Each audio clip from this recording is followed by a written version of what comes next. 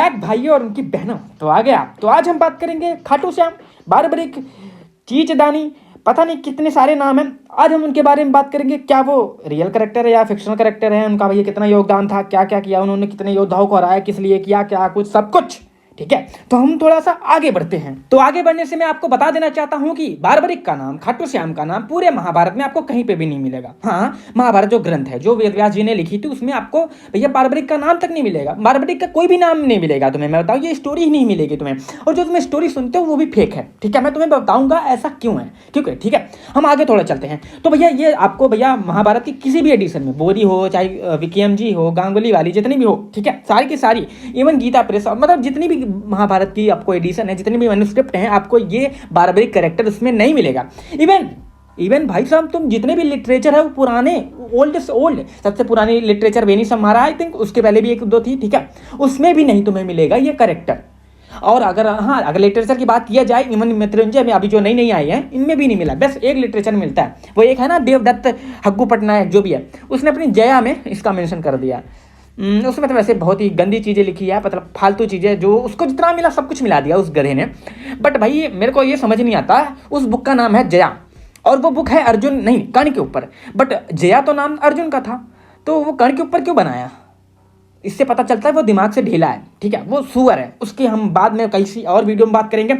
हम थोड़ी आगे चलते हैं। तो जैसा कि आपको पता चल गया, तो किसी ग्रंथ, किसी ऑथेंटिक ग्रंथ या किसी लिटरेचर, पुराने लिटरेचर में भी इसका नाम नहीं है, मतलब सॉरी, बारबरिक का नाम नहीं है। तो भैया ये फेमस इतना कहाँ से हो गए, मतलब इनकी पूजा कैसे होने लगी, मतलब कैसे, क्यों? तो इसका मेंशन जो है ना, वो सिर्फ एक स्कंद पुराण में मिलता है, जो कि पुराण के ऊपर भरोसा ही कौन करता, बट पौराणिक जो होते हैं वो करते हैं, और सारे ग्रंथ छोड़ दो, बस ये वही पुराण पे भरोसा करते हैं, क्योंकि भैया इनके सेक्टेरियन ने, इनके संप्रदायों ने उसमें दबा दबा के मिलावट की है, जिससे इनका फायदा होता है। सीधी बात ये है, ठीक है, क्योंकि अगर उसको ये नकारना, मतलब मानना बंद ही कर देंगे, तो ये अपना ये पाखंड और ये सारी चीजें, हमारे शिव बड़े, हमारे विष्णु बड़े, हमारी काली बड़ी, हमारी दुर्गा बड़ी हैं, ये सारी चीजें कैसे करेंगे? हाँ, अपने आचार्यों का भगवान का अवतार कैसे सिद्ध करेंगे? क्योंकि इनकी जो लिखी हुई ग्रंथ होते हैं, इनके आचार्य जो लिखे हुए ग्रंथ होते हैं, वो इतने प्रमाणित तो नहीं होते। बट अगर पुराणों में वो सारी चीजें मिला दी गई, अगर हो गया, अगर हाँ शंकराचार्य का नाम डाल दिया, तो हाँ वो प्रमाणिक हो जाती है। अब एक गधी थी, अद्वैतियन थी, उसने एक वीडियो बनाई थी कि प्रभुपाद का नाम इसलिए पुराणों में नहीं है, कि मतलब पुराणों में अगर प्रभुपाद का नाम नहीं है तो भैया वो ना जगत गुरु नहीं हो सकते, बट आदि शंकराचार्य का नाम पुराणों में है इसलिए वो जगत गुरु हैं। इस गंवार को कौन बताए कि आज के टाइम पे, जब प्रभुपाद था उसके टाइम पे पुराणों मिलावट नहीं होती थी? ठीक है, अरे गंवार बुद्धि, इसलिए उसका नाम नहीं है। ठीक है, बट आदि शंकराचार्य के टाइम, आदि शंकराचार्य के बाद पुराणों में मिलावट होती थी, इसलिए पुराण का नाम उसमें, मतलब उनका नाम डाल दिया गया है। ठीक है, इवन इन्होंने तो भैया उनका भी नाम तो भैया डलवा ही दिया है, क्या नाम था उसका, गौर चैतन्य, ऐसा चैतन्य महाप्रभु जो भी था, ठीक है, उसको तो भैया अवतार बना ही दिया राधा कृष्ण का। बट राधा तो कृष्ण कैरेक्टर है। हम थोड़ा आगे चलते हैं, बाद में इस पर बात करेंगे, ये वीडियो कहीं और पे जा रही है, बट आगे चलते। तो देखो, जो बारबरिक कैरेक्टर होता है, तो बारबरिक होता है, योद्धा होता है, वो ना घटोत्कच का बेटा होता है। अब घटोत्कच का बेटा होता है, बट महाभारत के अनुसार घटोत्कच का बेटा का नाम अंजनी पर्व था, जिसे अश्वत्थामा ने मारा था। अब ये बारबरिक कहाँ से आ गया, मेरे को ये समझ नहीं आया ब्रो। और हाँ, इस स्कंद पुराण में के अंदर अंजनी पर्व तुम्हें कहीं नहीं मिलेगा। ठीक है, तुम्हें केवल वही मिलेगा बारबरिक। और इसकी मतलब थोड़ी इस कहानी में बताता हूँ कैसे। ठीक है, तो कृष्ण भगवान होते हैं, उन्होंने नरकासुर को मारा था, उसकी एक बेटी थी, ठीक है, उससे लड़ने के लिए जाते हैं कृष्ण भगवान, और भैया वो उधर से लड़ने लग जाती है, और वो चंडिका की भक्त होती है, चंडिका या शायद कोई और देवी थी, कामाख्या देवी थी आई थिंक। ठीक है, तो भगवान श्री कृष्ण उससे फाइट करने लग जाते हैं, और भैया वो भगवान के सारंग धनुष से निकली वो तीरों को फटाफट काटे जा रही थी अपने, हाँ ऐसे कोई हंसिया वसिया दिया था उन्होंने, ठीक है, कि लो भैया शक्ति लो और इससे लड़ लेना जिसको चाहे उससे तुम। ठीक है, तो वो राक्षसी फटाफट काटे जा रही थी। उसके बाद से कृष्ण भगवान ने अपना सुदर्शन उठाया कि भाई काटेंगे इसको, तुरंत काट के भाई मतलब क्या कहते हैं वो बाल डालेंगे तुरंत, मेरा क्योंकि भैया सुदर्शन चक्र है, वो बाल डालेगा एक एक करके। इतने में आ जाती हैं कामाख्या माँ, और वो कहती नहीं रुक जाओ भैया, ये ना वो है फलाना ये सारी चीज़ें बताती हैं, मैंने इसको वरदान दिया था, इसको माफ़ कर दो।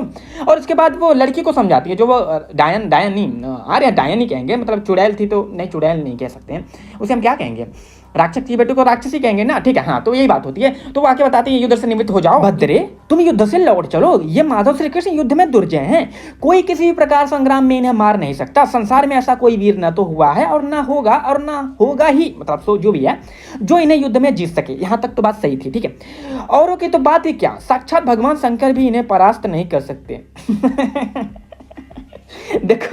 देखो आई एम सॉरी, बट मैं कोई हेटर नहीं हूँ, मैं किसी का हेटर नहीं हूँ, बट यहाँ पे ज़्यादा हो गया। ठीक है, ज़्यादा हो गया। ठीक है, इवन तुम एक बार कहते कि हाँ विष्णु को भैया महादेव नहीं हरा सकते थे, तो चलो ठीक है मैं मान लेता, मतलब हाँ बराबर आप आते, बट यार शंकर भगवान है। ठीक है, मुझे नहीं लगता कि वो उनसे भैया कृष्ण भगवान जीत पाते, कृष्ण भगवान हार जाते जहाँ तक मुझे लगता है। अब तुम भागवत पुराण की मानोगे वो बात अलग है, वो बोगस चीज़ें है, मतलब अलग चीज़ है वो, ठीक है। बोगस क्या मतलब, जितनी पुराण है सारे के सारे बोगस चीज़ें हैं, ठीक है। और मैं किसी भी संप्रदाय से नहीं हूँ, मतलब अभी तुम कहने लोगो तुम आर्य समाजी हो, तुम संप्रदाय से हो। हाँ, मुझे थोड़ा बहुत श्री संप्रदाय अच्छा लगता है, रामानुजा का, जो कि मैं वैष्णव हूँ मैं, ठीक है। मैं विष्णु को सुप्रीम मानता हूँ। बट अब तुम ये कहो कि भैया शंकर भगवान भी नहीं हरा सकते श्री कृष्ण भगवान को, तो ये बात थोड़ी सी ऊपर हो जाएगी, ठीक है। तो मैं यहाँ पे यही कहूंगा कि ये सेक्टेरियन का काम है। किसी वैष्णव ने भी यहाँ पे ये थोड़ा सा मतलब ये श्लोक ऐड किया है, जैसा कि मेरा मानना है। अब तुम्हें जो मानना है वो तुम समझ लेना, ठीक है। तो कामाख्या उसको समझा के ले जाती हैं। उसके बाद श्री कृष्ण भगवान कहते हैं इन फ्यूचर एक बच्चा होगा, मतलब जो भीम का पोता बच्चा होगा, जो भी होगा, मतलब घटोत्कच होगा, उससे इसकी शादी हो। और फिर बाद में घटोत्कच से इसकी शादी होती है, ठीक है। और उसके बाद एक बार्बरिक बार्बरिक पैदा होता है। तो वहां पे ये कहा जाता है कि तुम्हारे बार जो है ना वो बार्बर की तरह है, इसलिए तुम्हारा नाम बार्बरिक है। अरे भाई सॉरी मैं इसे मजाक में ले गया, बट ये बात यह है कि बार्बर का मतलब होता था वहां पे, बार्बर का मतलब यही होता है घुर्राले वाले, इसलिए उसका नाम बार्बरिक पड़ गया आता है।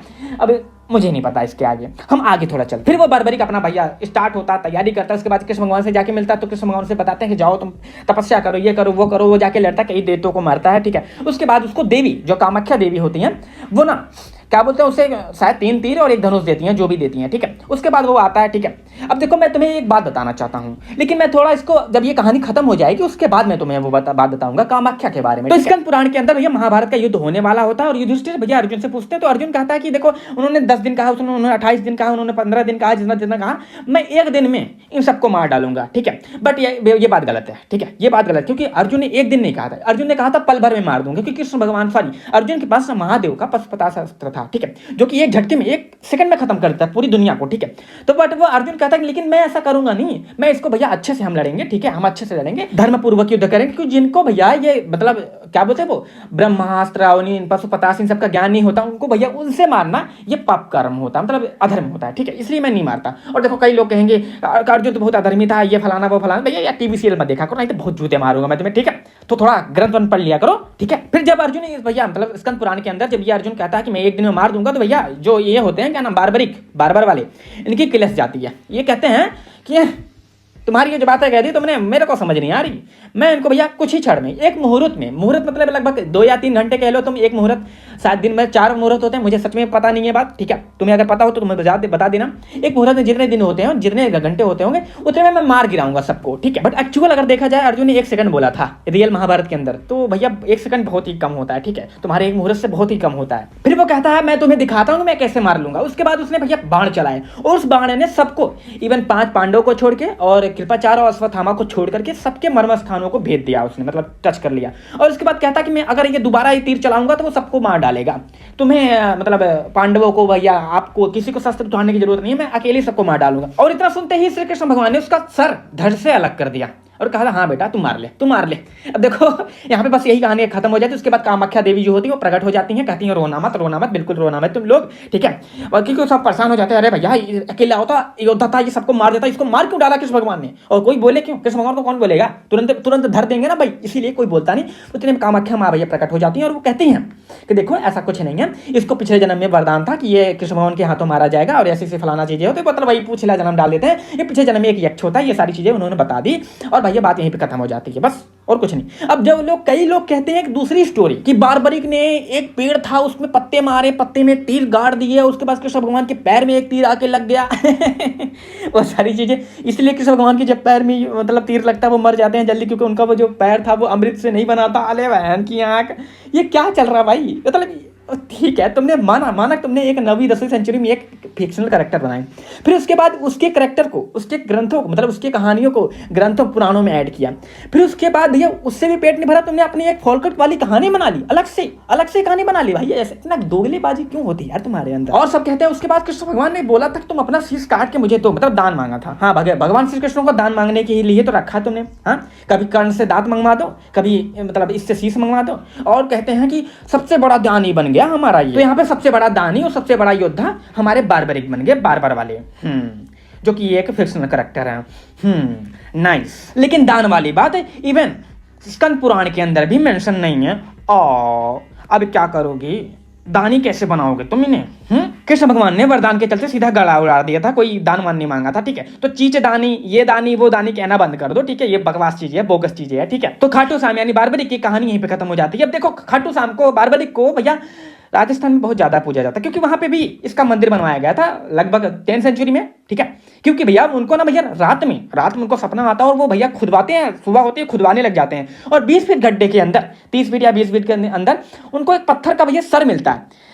मतलब ये राक्षस था या क्या था तो मनुष्य ही ना बारबरिक, वो उसका पत्थर का सर कैसे हो गया मुझे ये बताना। और उसकी 2 आंखें थी, और एक चूतिया कह रहा था वीडियो बना के कि भैया वो सबसे पहला AI रोबोट बारबरिक थे। वैसे यार भाई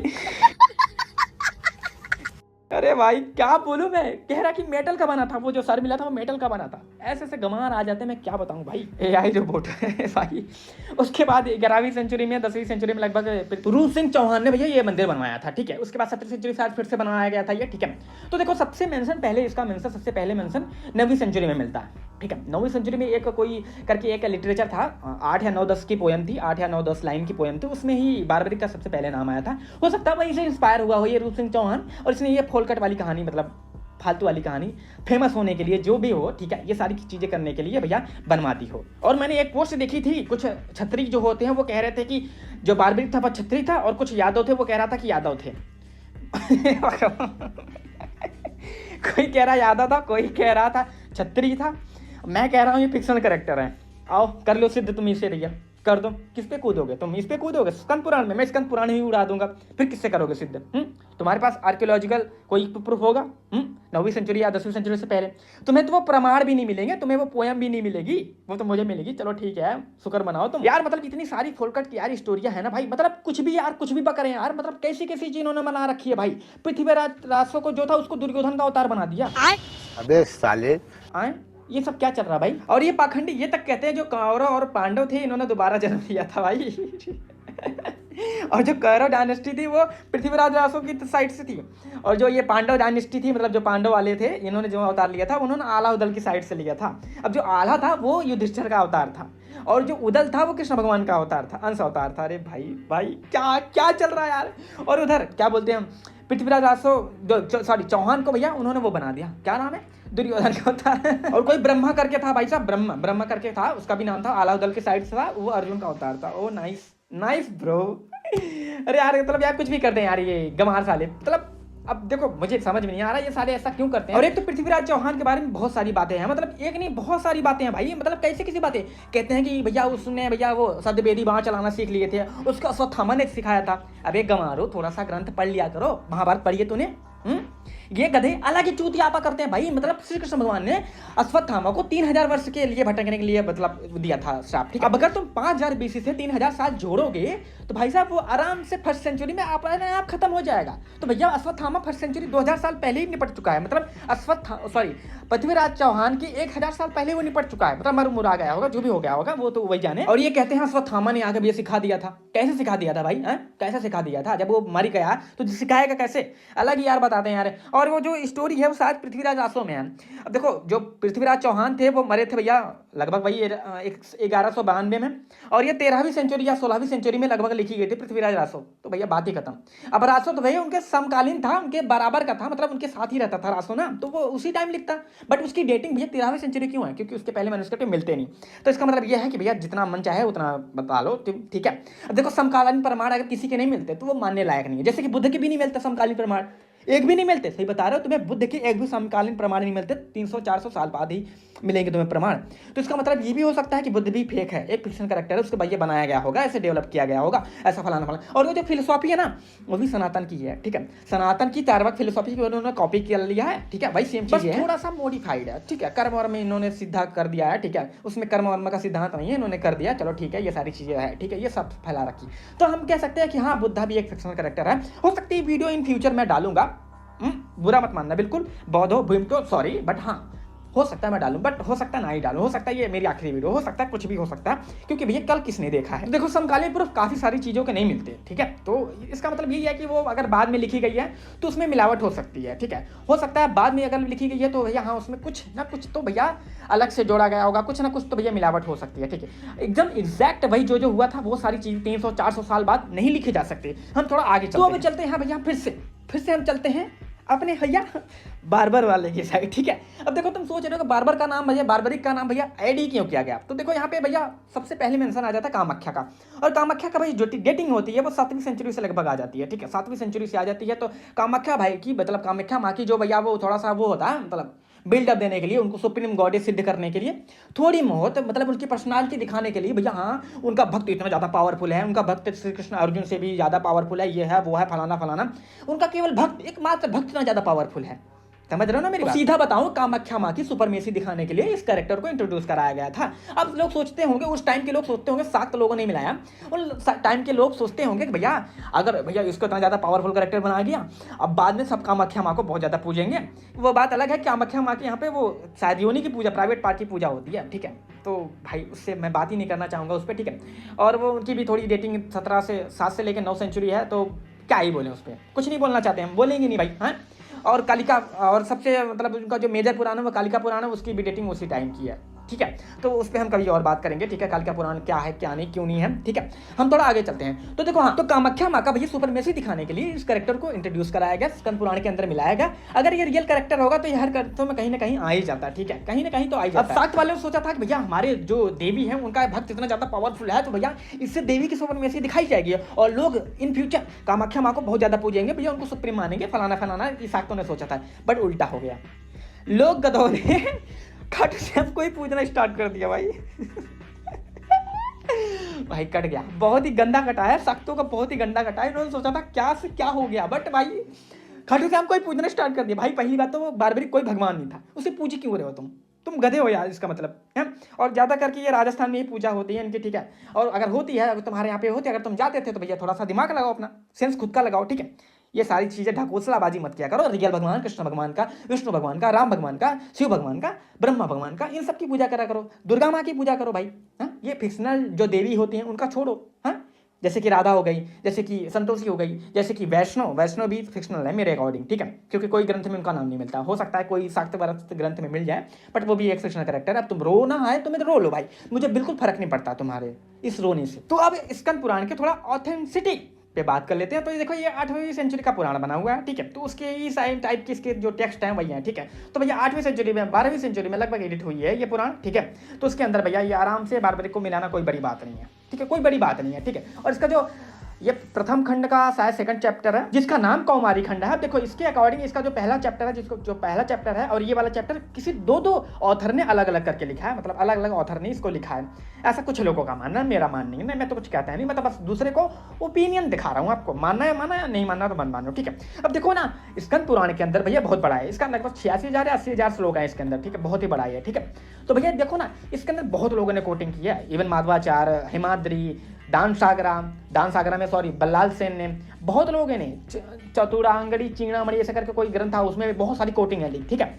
और वो सारी कई सारी कोटिंग जो थी वहाँ पे 300-200 लाइन की कोटिंग, बहुत सारे वर्ष से कोटिंग की है, बट वो आज के टाइम पे कई सारे नहीं मिलते, कुछ मिलते कई सारे नहीं मिलते। तो इसका मतलब समझ रहे हो तुम कि कई सारे नष्ट भी हुए, कई सारे ऐड भी हुए हैं, ठीक है। इवन माधवाचार्य की जब नहीं मिलते, तो इसका मतलब ये है कि माधवाचार्य के बाद भी ये स्कंद जो पुराण है, स्कंद पुराण है, वो एडिट हुआ है और नष्ट भी हुआ है, ठीक है। समझ रहे हो ना प्रूफ, समझ रहे हो ना। तो ये मैंने यहाँ पे प्रूफ लगा दिया, तुम पढ़ लेना कहाँ पर कैसा कैसा चीज़ है, कहाँ पे क्या क्या मेंशन है, क्या क्या कोटेशन हुई थी और क्या क्या आजकल टाइम पे नहीं मिलते, बस बात खत्म हो जाती है यहीं पे, ठीक है। तो मैं ज़्यादा वैसे भी स्कंद पुराण को भैया भाव नहीं देता, ठीक है, क्योंकि ये लेटर एडिटेड टेक्स्टेड है इसके अंदर, और इसके कई सारे टेक्स्ट जो हैं वो 15वीं सेंचुरी के बाद के हैं, जिस पे मैं बिल्कुल बात नहीं करना चाहता, क्योंकि मतलब नहीं है, क्योंकि उसके अंदर बार्बरिक का मेंशन नहीं है। इसलिए मैं बिल्कुल बात नहीं करना चाहता। और तुमको ये सिद्ध हो गया होगा कि जो बार्बरिक करेक्टर है वो भी एक राधा करेक्टर की तरह फिक्शनल करेक्टर है। तो खाटू श्याम बार्बरिक इन सबको पूजना बंद कर दो, रियल गॉड को पूजो, विष्णु भगवान को पूजो यार, हैं, शिव भगवान को पूजो यार, ब्रह्म को पूजो, ईश्वर की उपासना करो यार। तुम गधे हो यार एक नंबर के, किसी के पास भी चले जाओगे, उधर कोई आसाराम बाबू बन गए, उसको पूजने लग जाओगे। भाई यार कब तक ये पाखंड करोगे, थोड़ा सुधरो, थोड़ा सुधार लाओ, ठीक है। तो ये वीडियो यहीं पे खत्म होती है, ठीक है। अब इसके बाद आप जा सकते हैं।